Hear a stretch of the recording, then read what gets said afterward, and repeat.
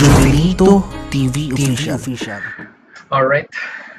Ngayon sa mga kabagis, Jubilito TV Official po. At eto na naman po muli ang isang edisyon ng ating reaction video mga kalingap at kabagis. No? Pero bago pa lahat, syempre po, may galab shoutout po muna kay Kuya Val Santos Matubang, kay Ate Edna Vlogs, Kalingap Rab, Ruelo Palalag, Grecian Morales, Kalingap Netizens, Kalingap Subscribers, Kalingap Supporters, Kalingap Partners. May galab shoutout po sa inyo lahat. So ito na nga mga kalingap at kabagis, no? Usapang BTS pa rin po tayo sa mga staff ni Kalingap Rab. Di lamang po, in general na po, no, mga kalingap at kabagis na kalingap partners natin na talagang madalas ay nai-issue ngayon dahil nga po very rampant daw po ang kanilang pag-behind the scene sa mga binablog po ni Kalingap Rab, especially dahil si Kuya Bal Santos Matubang wala naman po nag-BTS sa kanya eh. Nung kasagsagan ng kasikatan ni Kuya Bal, marami ang nag-BTS. Pero ngayon, halos wala na po ako nakikita. Kanya-kanyang vlog na po.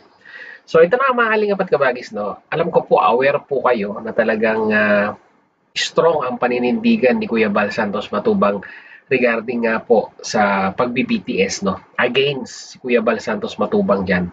Although pinayagan niya nung kalakasan ng channel niya ang mga ibang kalingap partners natin na mag-BTS, lalong-lalo na po kung nasundan po ninyo ang pagbablog ni Kuya Bal Santos Matubang kay Lola Damiana, ay dito nga po, no, ang dami pong nagbi-BTS ng mga kalingap partners at that time. Pero sa tingin ko po parang nagbago na po ang ihip ng hangin dahil nga po mga kalingap at kabagis ay against na po itong si Kuya Bal Santos Matubang sa mga kalingap partners na nagbi-BTS. So ano pa kaya ang mga kadahilanan, no, mga kalingap at kabagis? Siguro ang nakikita ko pong one of the main reason kung bakit po ginagawa ni Kuya Bal Santos Matubang or against siya dito sa pag-BTS ay parang ayaw niya po sigurong matulad ang channel ni Kalingap Rab dito po sa channel niya. Na as of now, sad to say, mga Kalingap at kabagis, no, ay talagang bumulusok na po ang number of views ni Kuya Bal Santos Matubang. So sa nakikinita ko po, ito po yung tinitignan ni Kuya Bal Santos Matubang kung bakit po against po siya sa BTS. So, hindi na natin patagalin, no? Panoorin po natin at pakinggan ito nga po kanyang opinion regarding nga po sa pag-BTS ng mga staff ni Kalingap Rab at sabihin na po natin mga Kalingap partners in general, no? So, without further ado, simulan na po natin. Sa mga naging dahilan po mga Kalingap kung bakit humihina po yung views ng isang kinokontent sapagkat marami pong nagba-vlogs, maraming camera. So yun, no? Talagang nakarelate si Kuya Bal Santos Matubang sa nangyayari ngayon sa mga subject ni Kalingap Rab dahil nga po nangyari din po sa kanya ito. Kagaya nga po na sinabi ko kanina, kapanahunan ni Lola Damiana, malakas ang channel ni Kuya Bal Santos Matubang. Pero at the same time po, marami po ang nag-BTS nung mga time na yon. Pero hinayaan lang po ni Kuya Bal yan, no? Dahil nga yung pagmamalasakit at pagtulong niya sa mga Kalingap partners natin na nagsisimula pa lamang at that time, no? To be specific, batch 1. Kung di po ako nagkakamali, no? Ay ito po yung mga talagang natulungan ng labis ni Kuya Bal Santos Matubang na umangat ang kanilang mga YouTube channel. So pagpatuloy po natin. Halimbawa po sa isang telenovela, sa isang pelikula, yung isang pelikula po pinalabas sa GMA7, pinalabas sa ABS-CBN, pinalabas sa TV5, PTV4. Isang content pwedeng mapanood sa maraming channel. Yung viewers po, yung manood, hati-hati po yan. Hati-hati po sila. So dito, ang pagkakaintindi ko sa sinabi ni Kuya Bal Santos Matubang, no, napapanood sa iba't ibang channel. Let's say, ang magandang example dito, total sinusubaybayan ko rin naman po dati, Batang Quiapo ni Coco Martin. Ang dami pong nagre-re-upload niyan, mga kalingap at kabagis, no? Mga video clips or mismong yung serye or yung episode ay nire-re-upload sa mga ibang channel at doon na po napapanood, no? Minsan kasi hindi po akma sa mga kababayan natin, lalong-lalo na po sa mga OFW, yung oras ng talagang schedule ng pagpapalabas ng upload. Kaya umaasa po sila sa mga nagre-re-upload, no, na video.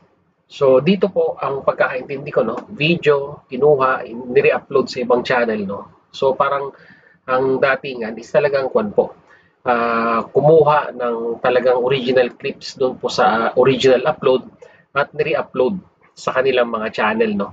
So hindi pa natin ito maiko-considered as behind the scene. So habang dinidiscuss ito ni Kuya Bal Santos Matubang, mas lalo niya pang ini-elaborate yung nga pong definition ng BTS or behind the scene. So pagpatuloy po natin. Kung meron pong 1,000 manonood, 4 na channel, ilan po ang manunood sa'yo? Okay. Baka 200 lang out of 1,000. Sa iba, 300. Pag mahina ang channel mo at naunahan ka mag-upload, baka wala na. Pero kapag isa lang pong channel po, nandoon yung content, yung telenovela, o yung isang pelikula, 100% manunood sa'yo. Same din po sa BTS. So ito na, i-discuss na ni Kuya Bal Santos Matubang ang regarding sa BTS, no? Dahil malayong-malayo po talaga ang BTS sa nire-re-upload yung talagang original na video clips sa original na video upload. So, magkaiba po yan, ha, mga kalingap at kabagis, no? BTS at re-upload. BTS naman ay yung masasabi po nating kumukuha sila, no, habang sinushoot yung video ay nangunguha naman ng ibang anggulo yung mga nagbi-BTS or yung mga nagbi-behind the scene. Parang pinaka-glimpse doon po sa darating na upload or yung seryeng inaabangan nga po ng mga kalingap netizens natin. Yung po ang pagkakaintindi ko po sa BTS na yan, no, mga kalingap at kabagay. So pagpatuloy po natin.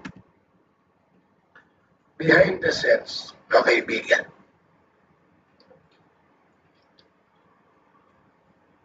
Kasi po pagka maraming channel ang nag-upload at gustong kumita, apektado po ang main channel.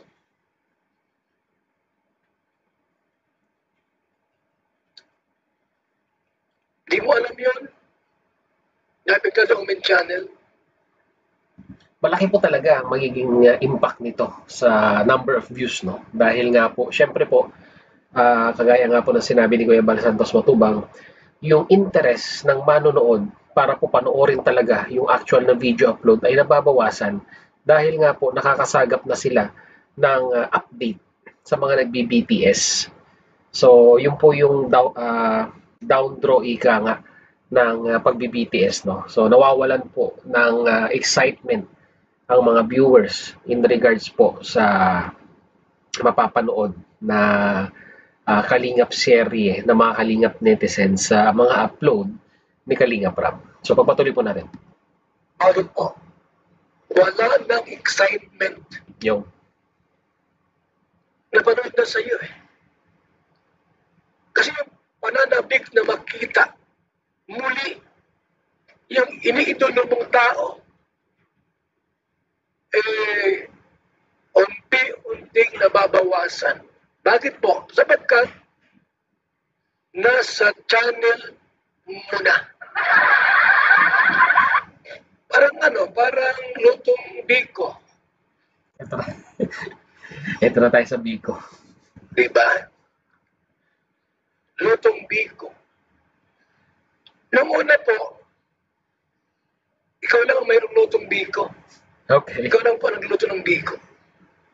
Maraming bumibili. Halos lahat sa'yo bumibili. Isa pa lang ang nagtitinda ng Biko dyan, Kuya Bal. Abay, meron naglutong iba. Tinabihan ka pa. Yun ang masaklap, di ba? yung prospect na magiging customer mo ay aagawin pa ng ibang nagtitinda ng biko, ay masaklap po talaga yan. Siyempre po mga kalingap, yung bibili sana para sa'yo, doon na bibili. Pero teka lang, Kuya Bal Santos Matubang, no? Okay, let's say parehas na biko yung tinitinda at tumabi pa sa pwesto mo yung nagtitinda rin ng biko. Kung ang labanan naman po ay yung lasa ng produkto, kung mas masarap naman yung niluto mong biko, sa'yo pa rin bibili kahit meron po siyang tindang biko.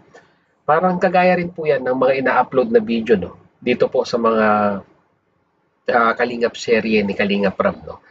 Talagang sabihin na natin yung video upload ni Kalingap Rab, ang cream of the top ika nga. Yung po yung pinakamasarap na panindang pwede pong bilhin. At yung pong mga nagbi-BTS ay sila po yung gumagaya sa produkto ni Kalingap Rab para po sabihin na nating makabenta rin sila ng kagayang produkto ni Kalingap Rab. Yung nga po yung BTS, no?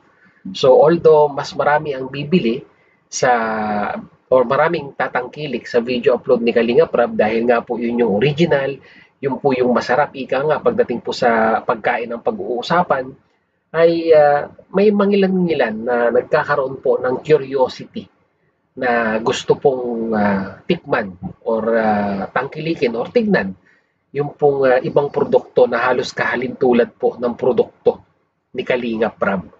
So, doon pa lang po ay nagkakaroon na po ng hatian ng consumers or ng customer ika nga.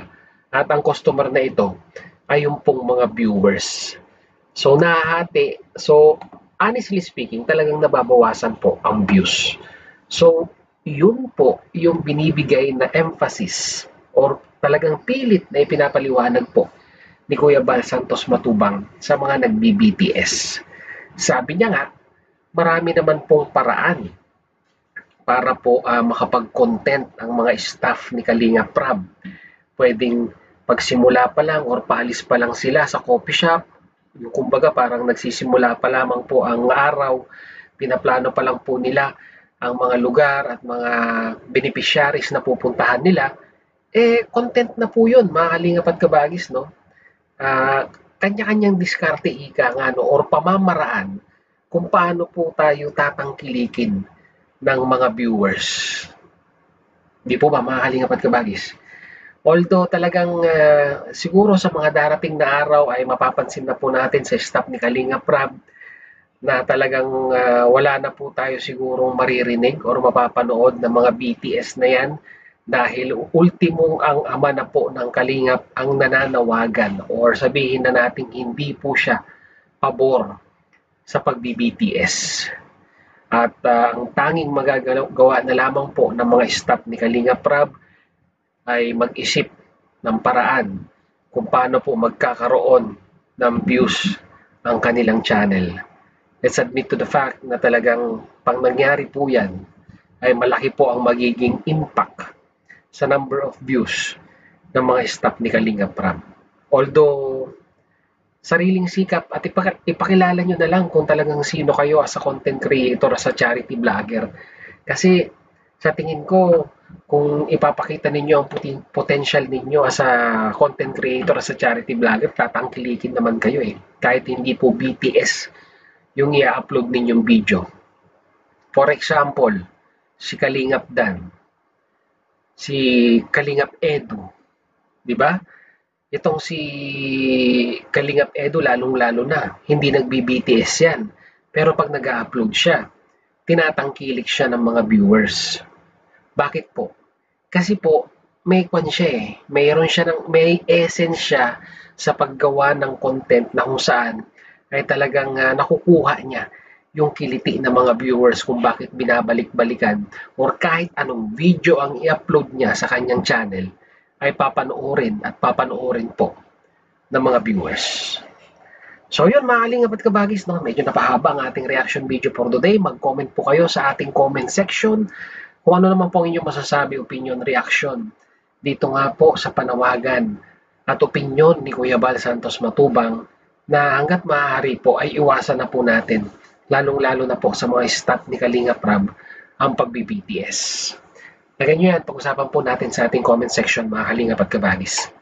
So yan mga Kalingap at Kabagis, na muli maraming salamat talaga sa dulo po ng ating reaction video ngayong araw na ito. E nasamahan niyo po muli si Jubilito TV Official. At muli po, nagpapaalala po ang inyong host sa mga hindi pa po nakasubscribe sa channel ni Jubilito TV Official, ay pakita mo po ang subscribe button at ang notification bell para maging updated pa po kayo sa mga darating nating reaction videos.